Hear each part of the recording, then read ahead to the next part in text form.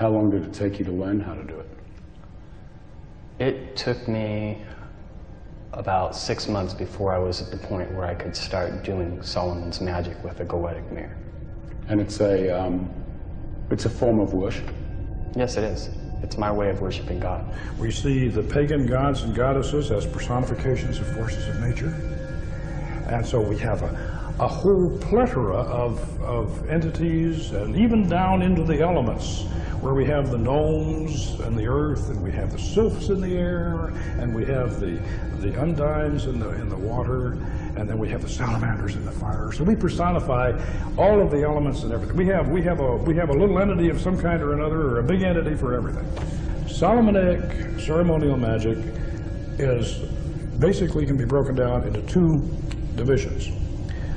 The invocation of the angels, the holy angels, to protect you and inspire you and fill you with the power of God, and then when you've got that mastered, then you set up the dark mirror and the triangle, and then you go for what some people would refer to as the demons.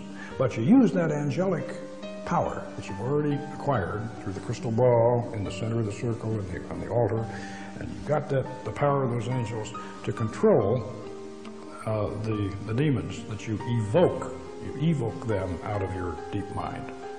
And so Solomonic magic, all the way from back in the Middle Ages, can be broken down into those two facets.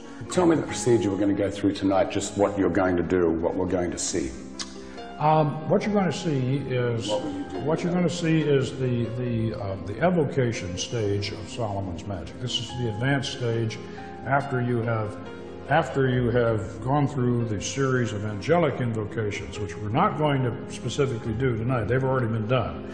We've got the angels already inside us and on our side, but we are going to invoke those angels with a pentagram ritual. Mike's going to do that, Frater Solomon. He's going to invoke the angels in a pentagram ritual.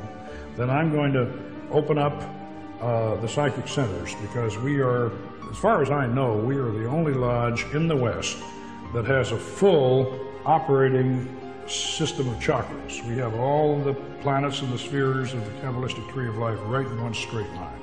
So we operate that way. So we're going to have a ritual after Mike does his pentagram ritual and establishes these four angels that we're talking about and gets them to protect us and cast the circle. Then I'm going to open up the particular sphere that we're working in, the lunar sphere. Then from there we're going to go on up to the sphere of Jupiter. And then we're going to circumambulate around the circle, the magic circle, clockwise, sunwise.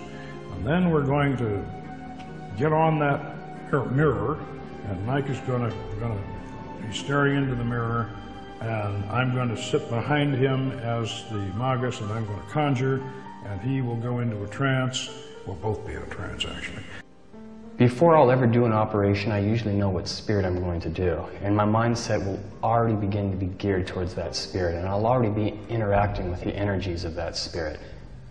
And then by the time I do the operation, the spiritual energies from that spirit will actually come inside of me, to the point that I'll be able to look in that mirror, and my reflection will actually morph into the spirit that I'm having a conversation with. His reflection blanks out, and as I'm conjuring, then what comes back in is going to be the spirit. What does it feel like? Are you aware of what's happening, or are you in a total trance? Can you remember what's happened? I am aware of what is happening, but there is somewhat of a transformation that does occur. So what's inside of me isn't really what's me speaking. It's these ideas that are pouring through me from a foreign energy, and these foreign energies will begin to express themselves in their own unique ways that I'll eventually realize are not my own thoughts. When we videotaped the actual summoning of the spirit in the temple, there were no rehearsals and no retakes. So what you're about to see is real, shown exactly as it happened. And in my professional opinion, it's one of the most remarkable documentations of a supernatural event ever recorded. Lies in the Book of Spells.